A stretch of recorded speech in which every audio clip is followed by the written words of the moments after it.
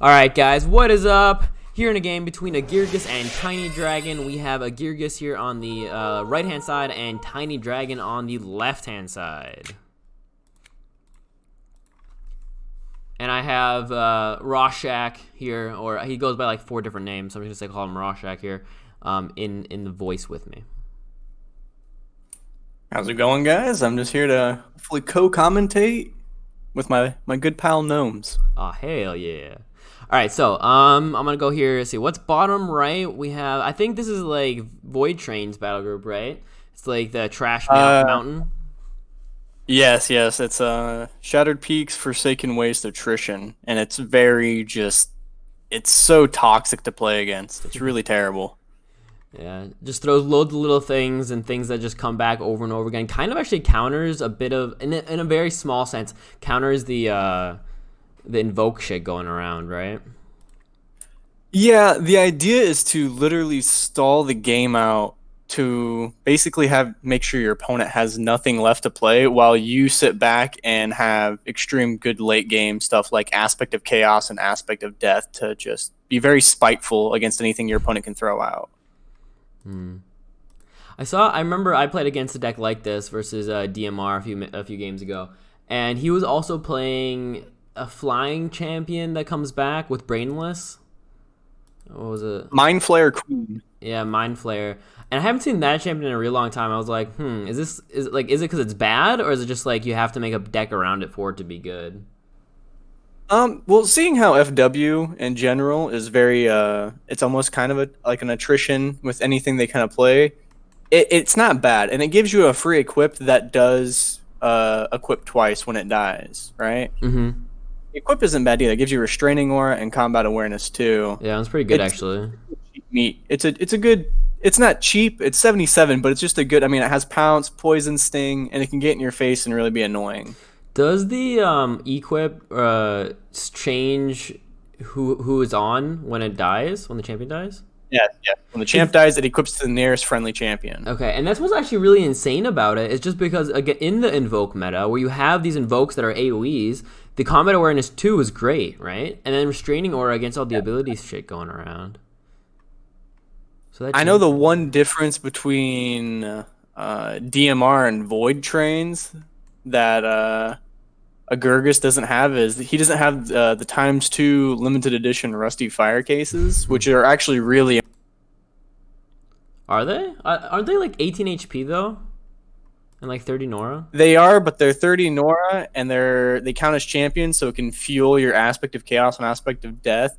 It doesn't break the group. I mean, if you don't have them, you can definitely make this and still run it very competitively. But if you do have them, it's. I mean, because when I'm thinking of attrition, I have like just a full faction Forsaken Waste attrition. I would do, or I would do one of two things. Either I would go for some like SL, like Bolt Case, because Bolt Case has Short Lived, which would be, and that champion is 40 Nora for Short Lived 2, and it's just insane value, right? Or I would go Broken Bones over the Fire Case. So one thing the limited fire case has, which is super good, is it has the aura, it has the leap, but it also has a Death Nova lava added on. True. And so I mean, it's not as good as like, let's say, Baby Furball, but it's just something to, like, you can deploy it for 30 Nora, like the same cost as like a Rock Trap or a Boulder Collection, and then just go take a side fawn if the opponent's not careful. Mm-hmm.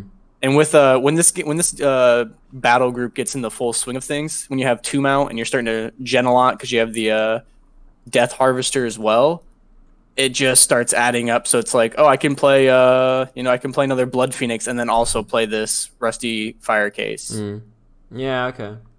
I forgot about the. I mean, look at the value right there too. Cyclopean Fire Case almost just took out Tiny's Gnarlwood page. Yeah, that's true. And luckily, it's only plant regen 1, so it actually takes super long if it wants to come back. Do you think it would be good to play a consume resources here, like in the battle group in general? I mean, you don't even have to 2x it, but just like 1x in case they rush you, just to be like nope, and then just deploy, and then go forwards. I know Void Train uses consume resources now in his group. Originally, this deck has 0 spells. It's just all champions, equipment, and relics. But I know he made an exception and put consume resources so he could just really. Really, just what? I think it's a good idea. I heard really something with To starve the opponent. Yeah. Okay. I think it's a good idea. It's a smart idea. Yeah. I don't think DMR or Agirgis runs that. Yeah. It's kind of like off key though. The spell, like, it wasn't super big until like not super. Like, I mean, in the grand scheme of things, for how long that spell's been out, it wasn't played for a really long time, right? Right. So it's kind of. And I think it's a very niche. Yeah, I agree. I mean, this deck wasn't very popular for the longest time. I know Void ran it, and then DMR came back and started playing it a lot more because Void usually spices things up a bit. He'll switch decks quite frequently. Yeah. And I believe Agirgis is running this deck just kind of as a point to saying anyone could make this deck and do really well with it. It's such a. But that's just really funny because this deck itself isn't even seen as like OP or anything. Like, yeah, it's annoying. But usually, if you know how to play around it, you can. Like, this is not something like the ST-SP battle group where everybody's like, okay, that thing's OP. Like, this one's like, yeah, it's new, and it seems like it is beatable. Even if you're not running it the best of the best. So it's funny that he chose this one as his go-to now. I think Agirgis' whole reasoning behind this was, I believe DMR beat him quite a bit using this deck, and he thinks it is unbeatable. Same with DMR. DMR believes that this deck is truly unbeatable in the right circumstances. Okay. So, I mean, he's proved it. I mean, I've watched him play against Karma, Herm, stuff like that, DMR.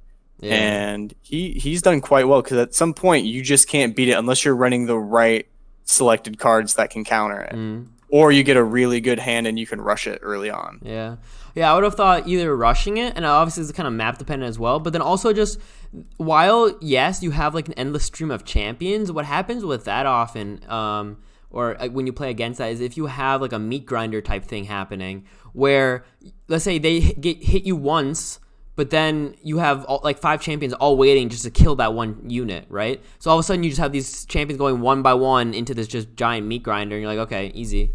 And then you can just build up and move forwards at one point. That is also true. I mean, if you can have the mentality to stick it out, I mean, none of these games, unless you get a super good hand and you're playing like the right faction or cards, can rush this easily. But if you have the mentality where you can outplay it, I mean, you can beat it. Yeah. The problem comes with it is if you want to kind of... Oh, there's the consumer resources we were just talking about. Yeah. I'm not sure if he really should have played it here. Was that worth it? All right, I'll take it. That's fine. I wonder if you then play... I think... Say again? Oh, I was going to say, I think the biggest problem is a lot of people in today's current meta think, oh, I can out-turtle this. And with the AOC on the board, it just becomes, can you out-turtle, 30 damage if it gets to that point? Yeah, I never really liked AOC, to be honest. Wait, first two things. I was going to say, if he is playing Consume, do you know if he plays the Nora-gen dudes, the Extractors? I haven't watched Agirgis play this deck that much. I would assume he would for the value. But at the same time, I really don't know. He might just run Unholy Tomb and call it even. Yeah, maybe just Unholy Tomb. I was wondering too. Because he has the whole kind of like kill from afar idea already anyway with the blood trackers and the Unholy Tomb then. But yeah, what I was going to say is for... What was the last thing you said? Oh yeah, for the AOC is I very unoften have a problem against it because usually either you build up and yeah, he'll do like, let's say right now he's at 6 damage, but at one point you kind of just rush it. It doesn't have that high of a health. Yeah, it has Arrow Eater, but you can just like get on it, That AoE is nice. And that comes with the whole idea of if you can kill the AOC, amazing. The problem is if it's a smart player using this deck, they will have the positioning to keep AOC far from threat range and make sure that it survives. And another problem is if you do kill the AOC, can you secure enough advantage point to continue to push priority? Because I know I watched DMR play Karma the other day, and Karma one-rounded his like 60 HP AOC, and I was like, oh, Karma has the game. And I came back like 15 minutes later after grabbing a drink, and DMR had completely turned the game around and summoned the AOC back. Yeah. Because of the FW reduction. Okay. Yeah, it's true. I was saying, yeah, if you have to put so many resources in it, that all the little things, all the little units kill you then afterwards, you know? All right, he dealt with that fire case pretty well. And now the AOC's at almost 52 HP. Yeah. But only 6 damage. I mean, I don't know. To me, anything that's too high, Nora, like anything near 90, I'm like, nope, I'm not playing that. Understandable. I know in the early days, people used to run Rift Lord in this deck. I don't think they do anymore because the idea, core concept is you want a bunch of really cheap stuff, like I said, to summon out, and then get AOC out, and then you want to get Voil King Rubgal out. Yeah. Because he's just overall amazing in this deck. And then I know DMR added the part of adding Aspect of Death so he could just sit back and doom everything. Yeah, I saw that. Which is hilarious. Yeah, I like that. Wandering is nice as well. Yeah, but like I said, now we have these 5 champions from Tiny, and what he needs is the anti-healing out, right? Because that's what really makes it so you can keep against a battle group like this that kind of whittles you down with the dark favors. You need healing, and if he has the dark healing, whatever it's called, it will stop that. I believe this deck runs Skull of Decay and then also Voil Infernal. Yeah, at least like I said, I just played against DMR and he had that, so he had the Infernal and that.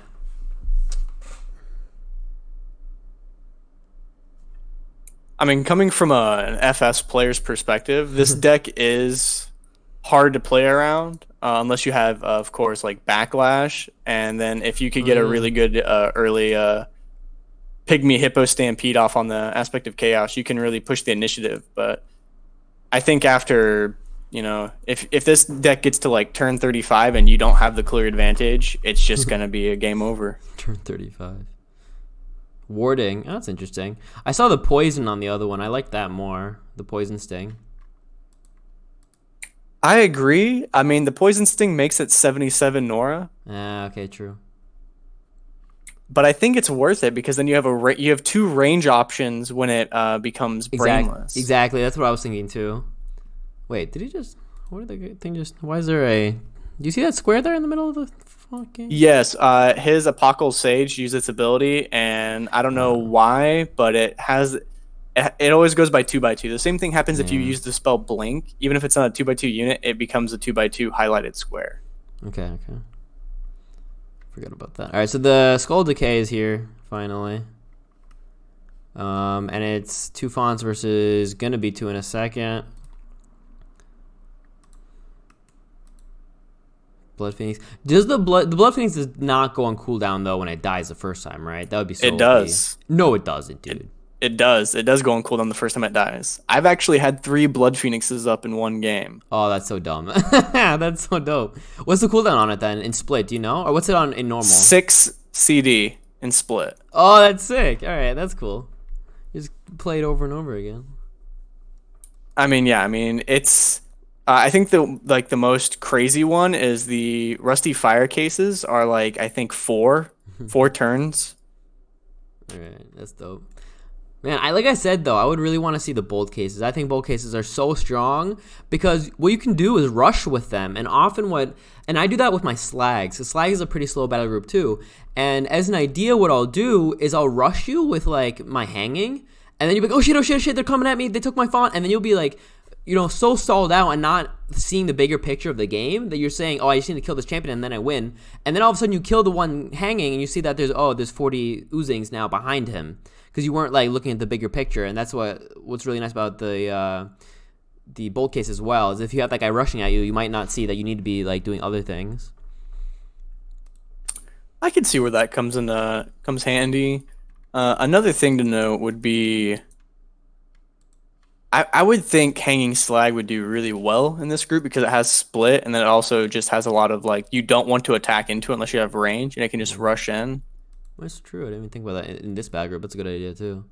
Now I kind of feel like making this battle group, but I would like trade out the Blood Phoenixes and the maybe the Artificer for hangings and bolt cases. That'd be fun. Even though I really like the Artificer because it has Shatter to get rid of like those really pesky equipments. Like I know burning Oak Seed and KF is really big against this deck. And then also, I mean, it has Fire Eater, so it can just withstand, like, if someone tries to use Chosen of Osiris, or, like, almost all of UD right now is a lot of fire-based damage, so it can just survive that. Yeah. And then you get the free summon, which is just annoying. Like, this deck wants to be annoying. Do you play it once or twice, then? I mean, look at it. We're at turn 20. The game's pretty stalled out right now. I mean, Tiny is down a font, and then... I mean, Agirgis is doing the right thing. He's just keeping his AOC back there with 9 charges already, and then 52 HP just powering up. Yeah. You can transfer life on it again next turn. And then it's... I don't actually know how much down it is. Do you know? I mean, from the little picture, it looks like it's only down like 5 Nor or 5 HP or 3 HP. Probably. Right. I wasn't tracking that either. But I can say if... Agirgis is smart. He runs Bone Circle Staff. So all these summons that Tiny might be able to do with the young saplings will just get completely taken out. Yeah, that's true.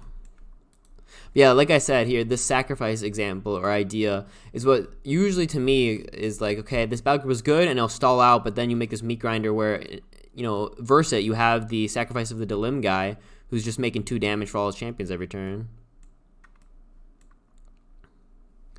All right, weaken. Let's see. Well, this is his power turn here. It doesn't... He's going to get the bottom font, but I'm not sure if going for fonts is the right idea just because of the whole consume idea. I don't know. If he plays 2, then this is not amazing. Well, even if he doesn't, he still has the FW. No, that's only for champions, but I still think it's a pretty short cooldown, so I really don't think it's going to matter in the hindsight. Yeah. He the cooldown. I know the cooldown of consume just because I played. I think it's 6 turns because it's 30 Nora, so it's 6 turns. If you play 2, then you can basically with one turn in between, you have it up all game because it lasts two turns. All right, let's see. He gets bottom. Let's see if he uses consume again or not. Doesn't look like it so far. Yeah, you wouldn't put the relic down there if you're gonna consume now.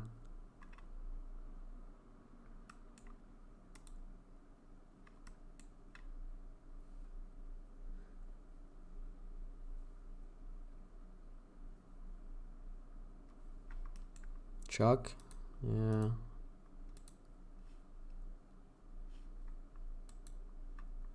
Gonna pounce here? It seems.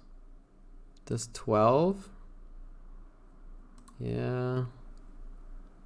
All right. Yeah, okay, that's what you were talking about, the ritual. Oh, wait, that hit. And unless you have a way to shatter... Yeah, it's weird the way it hits. But unless you have a shatter, that circle staff will just keep rotating on all the stuff that you keep summing out. So it's always going to be a good thing. And it's actually pretty busted because when the character dies and it goes to a new character, it resets the cooldown. So, I mean, you could easily plan it where you could get like 3 or 4 shatters off. I mean, Ritual of Destructions off with it. I wonder why I didn't move his aspect there in. Like, why didn't he put the aspect right behind the Artificer right there? Because it's safe. It's on the other side, and there's nothing that's not ranged that could attack it if it's right there on the map, you know? It has spell resistance. Agirgis is trying to be really careful here, because if he loses the aspect now, then he probably might lose the game. I mean, it has spell resistance, so it's not super in danger from, like, Grimlake's Bane. We did see the Call to Arms, whatever it's called. No, Combined Effort. So he might be playing spells and this might not be an equip deck, even though it probably still is. Wait, did he just take root? That's weird. Why did he do that? Dude, that restraining aura is so good. It just causes drive to now be on 30 turn cooldown. You want exactly. And yeah, he can't use like the Elven Bard stuff either if he wants. Mind Flayer doing work. I wonder how much the equipment actually costs. Because like if you're playing for right now, 25 Nora, I believe. I'll double check real quick.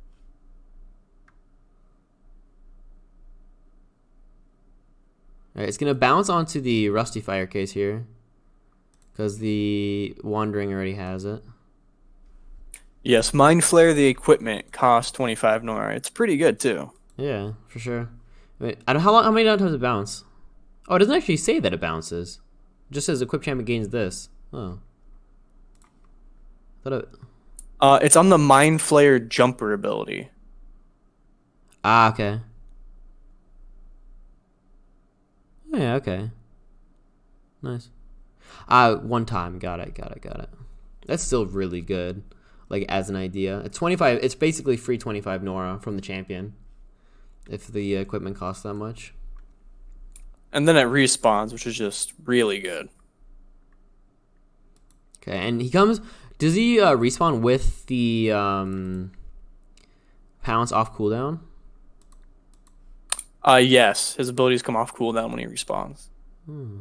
Wait, he doesn't have it on him now, though. The Mind Flare. No, it would be... It's on the Rusty Fire case. Yeah. Okay. Alright, he hexes. Trying to stall the bottom font from being taken.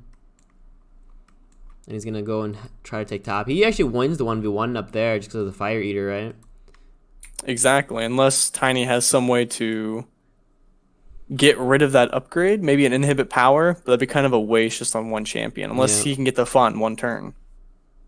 We now have 11 damage on the aspect. He cannot kill the summon yet, though, because the Wandering is still just chilling alive. Alright, this turn is now where to me it matters. If a big champion dies here, like the Voil Infernal, the Aspect of Chaos, or bot is taken this turn from with the Vex and Blood Phoenix being there, I think it might be more Tiny's game. Just because of how many champions he has mid already.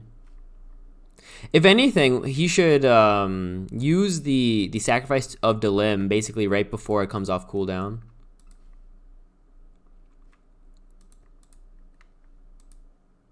Yeah, but this is actually a really good map for AOC as well.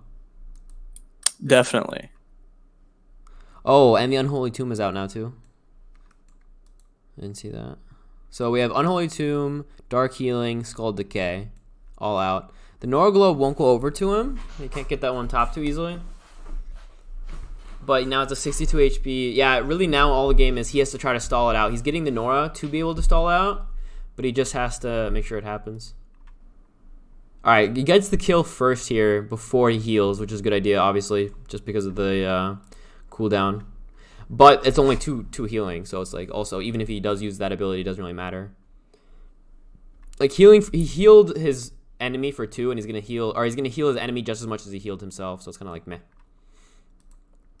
Alright, Mind Flayer stays alive here because of the Patriarch can't even move forward.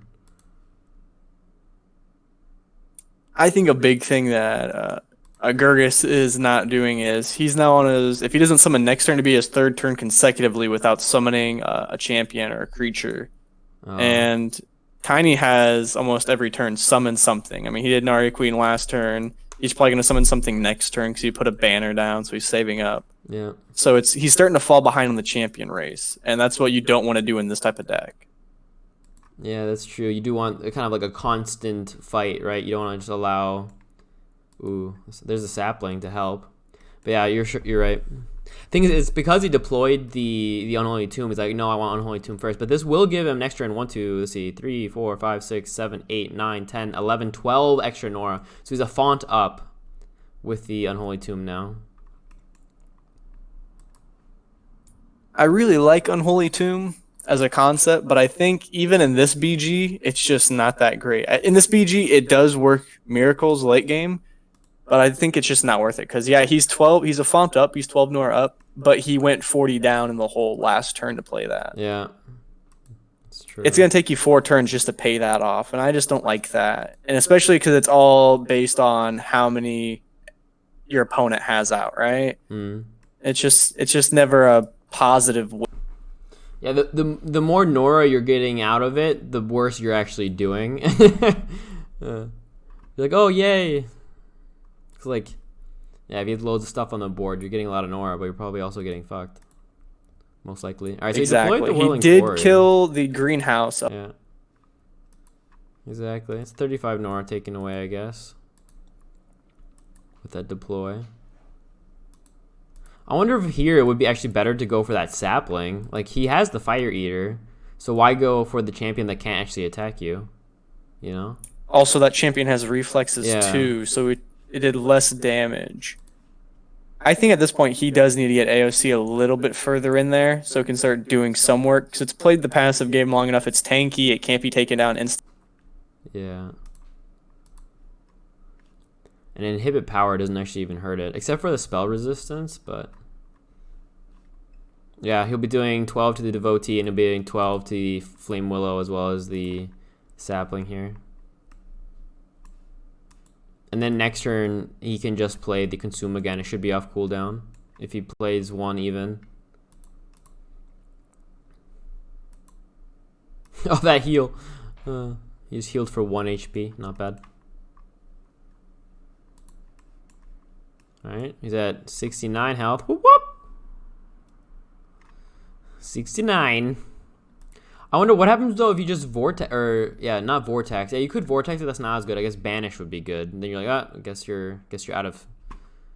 Oh wait, does he have warding? No. Wait, so he's going spell resistance instead of warding. Can you go warding on him as well? I believe so. Let me double check for you real quick. I feel like warding would be better because like right now, if he were to somehow be not relocated, but put back from the beginning, sort of say, he wouldn't have any stats anymore or stacks. Because that's why you actually can't go warding anymore in AOC. Spell resistance is in the second upgrade tier, and so is Spell Swallower and Repulsion. Ah, okay. Because I mean here, I guess you would have to do it kind of hard, but you would do if I were playing against it, I'd do like Avalanche into VP, which would be a lot of Nora, but it might be worth it. That's funny. 74 health, dealing 12 damage a stack. Oh, Flame Willow coming at him, putting the greenhouse on him. That has assault as well. Kind of dangerous here. I wonder if he has Chuck Up. If he has Chuck Up, he can kill the Flame Willow next turn with the Eternal Storm plus the Chuck. I believe he used Chuck about 2 turns ago, so I think there's maybe another 2 turns or 1 turn CD on it. Right. But at this moment, I think Tiny is kind of running away with the game here with his just amount of champs he's been able to get out, while Agirgis has seemed to kind of stall out a little bit. Yeah. He hasn't deployed in so long, you're right. He deployed the Whirling Quarry last... There's the Consume I was talking about. Can he...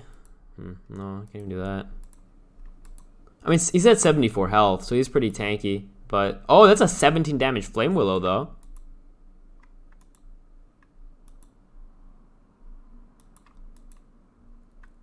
Maybe move the Infernal up to Hex the Flame Willow, just so that it doesn't do so much damage next turn. He actually can kill the Flame Willow if he does Hex it. Okay, or that then. I'll just Hex it. Either way, kill that thing at a 17 damage for some reason. Why does that have 17 damage? Greenhouse, War Banner, boosted. Nice.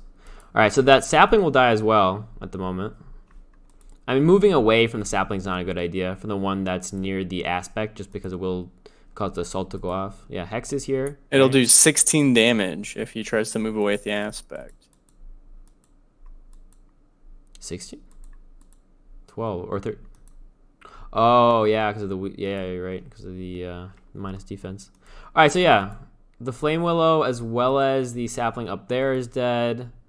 And then the Elven Page is taking another 13 as well. Boom, boom, boom. Look at that.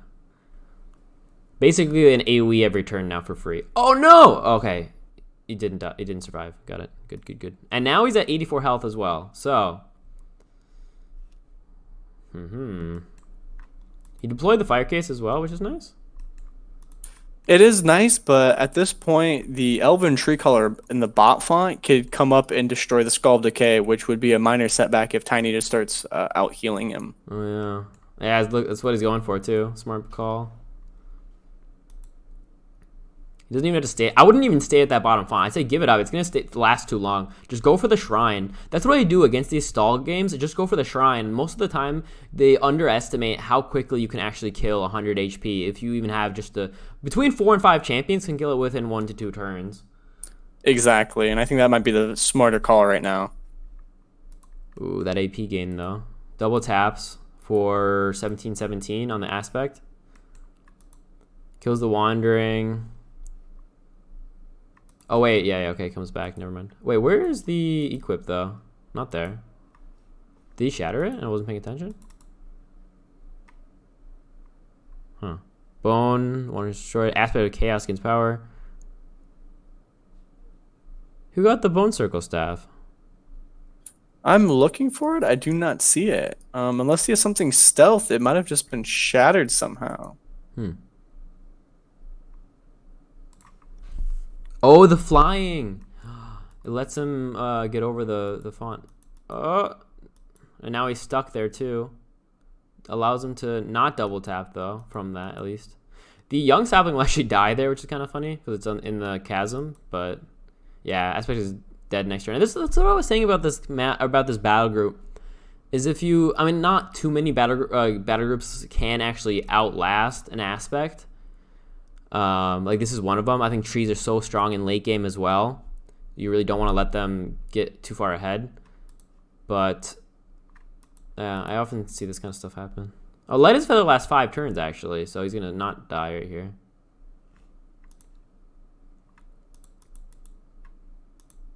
I mean, he needs 5 on one sapling.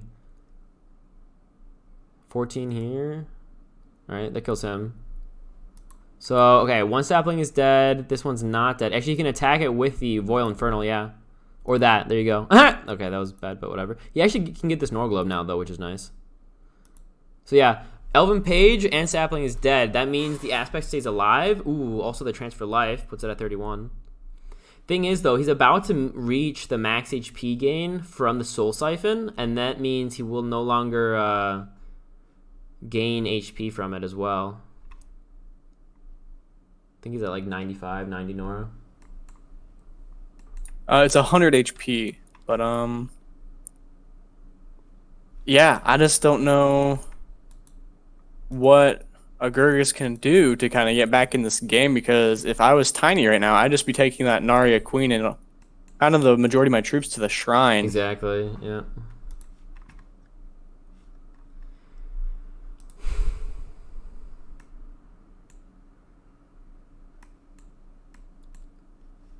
Everything just dies around him. So yeah, now he's not getting HP anymore on the Aspect. He's at max health. So he's gonna stay at 36 unless he can heal up. Alright, killed the Skull of Decay. Now they do half health. Voil Infernal. Thing is, healing, that's not amazing though, because healing his champions for that 5 now heals the Aspect of Chaos up. So if anything, first of all, he should have done that Devotee first, which is a misplay, because then he wouldn't have healed as much. But now also, yeah, I'm not sure if the heal mass was the best idea. The Aspect will heal for like 12 here from that. Yeah, I don't know. Maybe Tiny's just trying to keep his guys healthy enough to stay in the fight. No real idea on that one. But I will admit that this deck that has been getting a little bit more popular reminds me of the old Shattered Peaks deck, where you would use Aspect of Chaos and then cast Zealotry on it, and it had Chain Lightning. Oh, the Zealotry doesn't work with Eternal Storm though, does it? It used to. You would cast Zealotry and then Chain Lightning someone, and you'd gain Hunter, and then the Eternal Storm would proc for double damage. Not double, or +2, you mean? Or did the old Zealotry? Well, this was back in the day when it was double. Yeah, this was like back in 2012. Nice. Alright, you just gained 8 HP, by the way. Gets all the Nora Globes. Oh, almost all of them. Why did he move his Aspect all the way up there, though? Holy cow. He's just going to give up his shrine. He's going to allow your shrine to die? Did he misclick that? He must have. Why would you? I don't think so. At the end of the day, you got to realize that, yeah, this is a pretty easy deck to pilot, but you have to have the right mind style to play its play style, right? Yeah, and Agirgis is known for being a UD player. So his idea is let me rush in, get the stuff. Not saying he's a bad player. He's actually probably one of my most frequent losses with his UD meta because of those overlords. But he is just, I think he's not kind of understanding how you want to play this deck. He deployed wrong too. If his fire case had been deployed bot, he could have killed both champions that are near his shrine right now.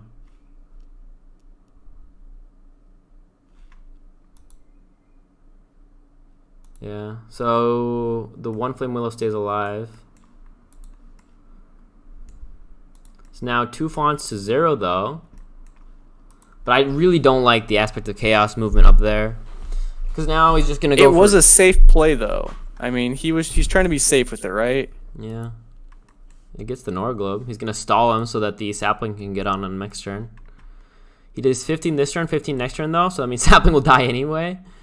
Unless he somehow gives it more. I think he's still dead, right? Because he does 15 and then 16 actually. No. So he survives with 2 HP. Or 3. Tiny did just sink 20 Nora into that sapling too. Yeah. Sapling. Yeah. True. Why also he must have misclicked that route with the Patriarch. That Patriarch's been doing nothing all game. Yeah, Tiny hasn't Tiny's a great guy, great player, one of the best. But maybe he thought he could take root and still use light as a feather to move around. Oh, I guess maybe it's true.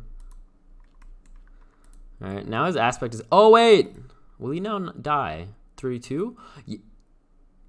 No, he's 1 off. Actually, he will. Yeah. Okay. So that sapling with the Unholy Tomb will die from the aspect once he can move in on the aspect. So it actually won't do any damage here. If he moves back 1, that is. Because it's 6 speed. At this point in the game, though, you really want to have at least 2 aspects going right now. So in case one does pop, you have the other one. Yeah. Or at least Rube out, so that way you can start doing Rube shenanigans of doing it's like an AoE 5 or something of stun.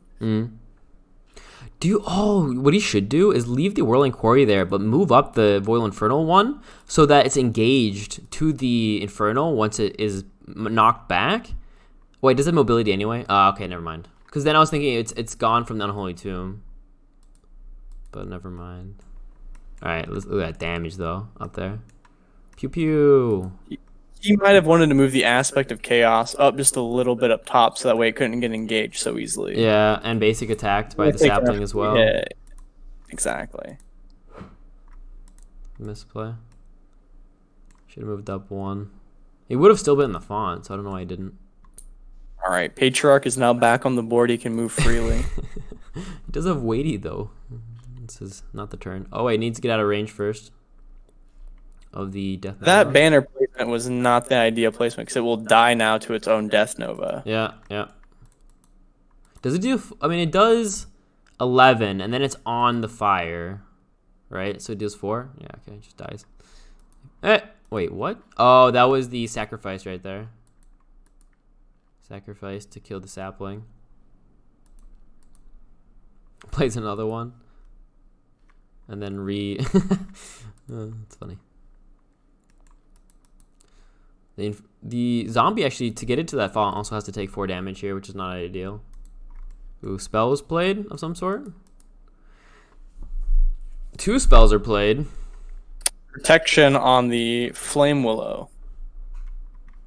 Ah, okay. Now he's going to heal himself up. He's chilling. Gonna get his fonts back. He move? He could actually, with that Gnarlwood Willowwind, just move up to attack the aspect. It's at 31 HP. The Border Guard is... Oh, okay. Or inhibit. There you go.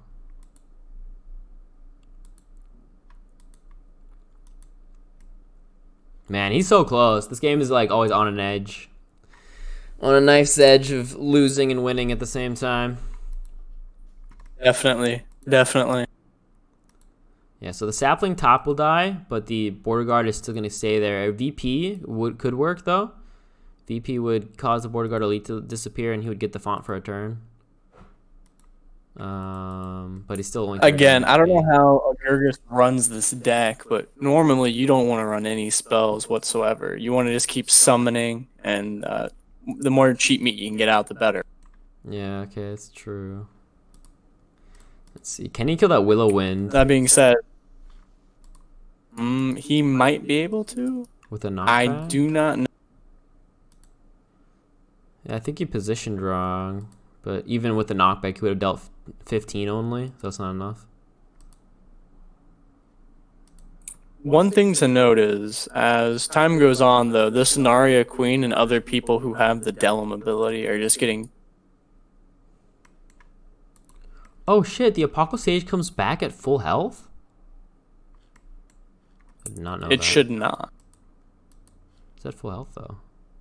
From the time bend. Also, the sapling survived with 1 HP somehow. Shit. Alright, well, it's GG then. It would have been from the... Yeah, Aspect is dead. Perfect kill with the sapling. You can get the Norglobe. Bot is taken over, and top 5. Yeah, that's probably GG. Yeah, close game. A lot of things could have been done differently. You know, mistakes on both parties on this one. But overall, a very good game and a good example that kind of proves that this deck isn't as powerful as some people think it is. I played against Void Train with it too, I guess, once. And I didn't have too hard of a problem. I think for me is you just need to kind of ignore the champions they throw out and go for the fonts quicker. Even though, again, that's always very hard when you play against consume resources, but that's what I did. I mean, I think when I played against Void Train, he like you said, he didn't play the consume. He played only champions, and then it works. But if you make it into a deck like Agirgis did, it's a bit harder. You can kind of cover your bases with non-champion spell or things. That, and you didn't really see the deck's bread and butter, right? We didn't see Royal King, we didn't see Death Harvest or stuff like that. But overall, GG, you know, good game.